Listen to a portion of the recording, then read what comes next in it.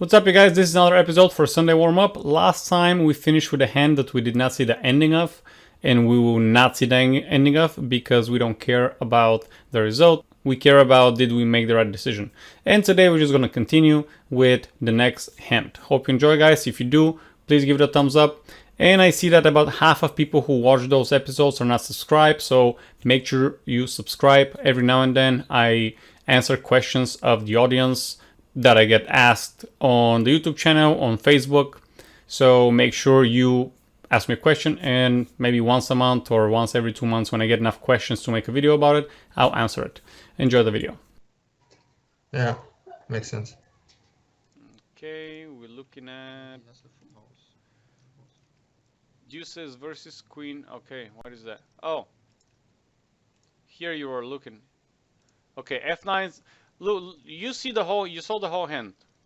He's leading into him. Bet $1, bet $2, and he has deuces. And you're saying, "Oh, this is interesting play." It's not interesting playing. He's a donk. Okay, like this range hits the button. This board hits the button more than it hits the big blind. Usually have more aces and kings. You know, ace 5, king 10, whatever. The button has all those random cards. You know, the middle cards and so on. Button doesn't have that many aces because you open from the button 50% or whatever your range is, 40%. The big blind doesn't defend 80% of the time. You know what I mean? They just don't. So he goes and tries to bluff out of the pot, and he bets less than half pot. Just watch. He opens 75, call. Okay, and here pot is 220. He doesn't even bet half pot. He bets under half pot. Turn is the same, a little bit under half pot. And here he even calls. This is, you're saying interesting play. This is not interesting play.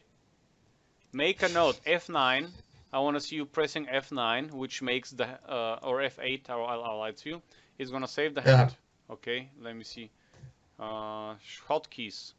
F9 marks the current hand. F8 marks the previous hand for review. Okay, why am I disabled? Maybe I reinstalled it. So you got to enable that.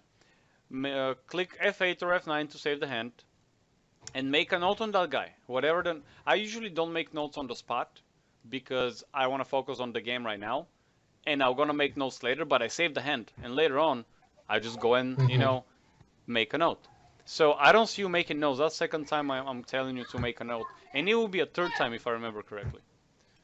Yeah. And that's good that you're watching the game, the hands without even being in it. That's good. Check 9 and small lines 2. Minute 13. Let's see what we have. See, I didn't write which end. Call is a no-go, a blocker. Oh, well, here, I mean, depending how you construct your 3-betting range, I personally 3-bet a lot online, especially if it's somebody reggish. He seems like a guy who's been on the table for a while. Maybe you want to 3-bet him every now and then to see how he reacts to a 3-bet. You know what I mean? Ace 8 is a good candidate because you have blocker for the ace. So I will definitely 3-bet him here. Like, I'll make it, you know, $2 exactly. It's a smaller 3-bet than the usual 225, but his sizing is smaller as well. $2 is going to give him incentive to, again, notice, I didn't say 195. I make it $2 now because I don't want him to call. I want it to look bigger. That's what he said. I want it to look bigger so he can fold. And to see if he's going to fold, actually. See how he's going to react on this 3-bet. Because otherwise, call is not an option. You know, you're looking at 3-bet or fold here. So, because I'm more of a douchebag on the table and I want to 3-bet everybody and see how they react. Because I want to force them to make mistakes. I mean, if they don't make mistakes, what are we doing here? You know, giving right to the website. So I'm going to try to press him. Not only this hand. Next hand if he opens out 3-bet. If I have an ace or a king, even with a queen as a blocker, I'll 3-bet just as a blocker. Just to see how he's going to react. And sometimes you go to the table and you create the dynamic of the table. The table is kind of meh. You go on the table and you create the dynamic. Because you 3-bet him 5 times. Now he's going to 4-bet you with like ace 10. You know what I mean? Like I remember, as an example, I go to a new website, third hand in. I get pocket threes from the small blind. or from the big blind, one of those two. Button opens, I 3-bet. Button 4-bets, I ship. He snap calls with kings.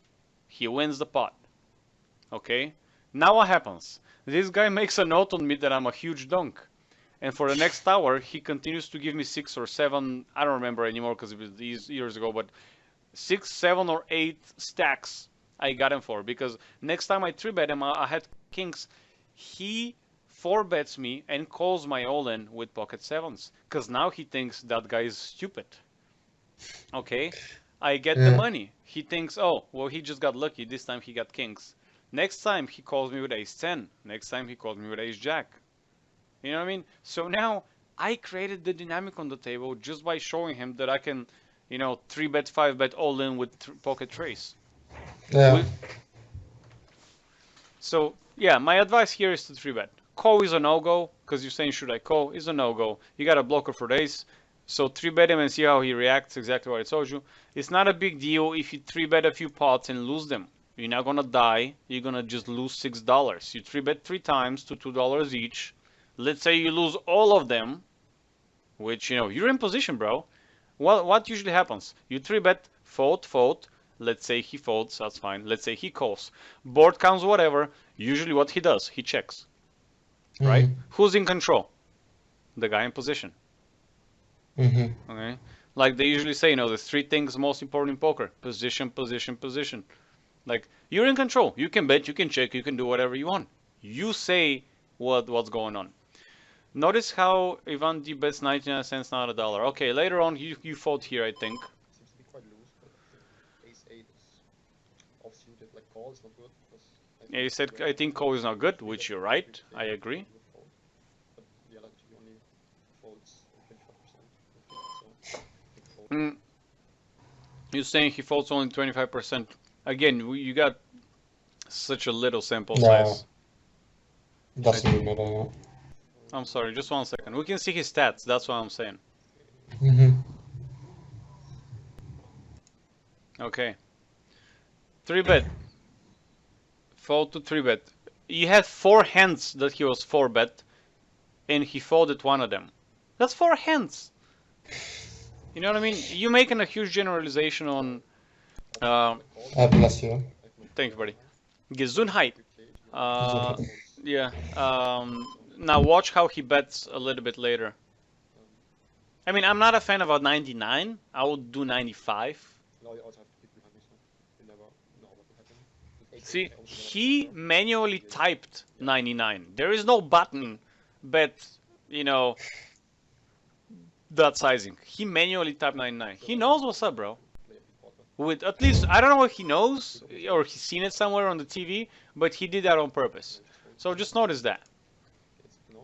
Maybe he's not as big as a donk as I don't know if we think that he's a donk or not yet. Other table. Hold on, let's see. Notice how he bets 1. So you mean if I see somebody betting 99 cents, probably he wants me to call? Well, that's what we want. I mean, the thing is that you don't know what he wants because you don't know. Maybe he just saw that somewhere. Maybe he just saw everyone's doing it, so he's like, oh, I guess that's how you do it. So it's like a puzzle. You need to get a few pieces to actually make something of the picture. I mean, you cannot be, if someone just does one thing wrong, you cannot generalize and be like, oh, he's a huge donkey in every aspect of the game. No, maybe he just doesn't know how to 3-bet. Or maybe he calls a 3-bet once with 8-4 offsuit, and you see that, like, oh, he's a huge donkey. Maybe he misclicked. You know what I mean? Like, just maybe he, like, one time there was one guy, such a sentence, like, he was super tight, like, maybe 10 overall VPIP. I mean, a flip-flop race, and he opens from under the gun, okay? And I give him such a strong range, and he shows up with, like, 8-5 suited. Yeah. And I didn't do that. I didn't put that in his range.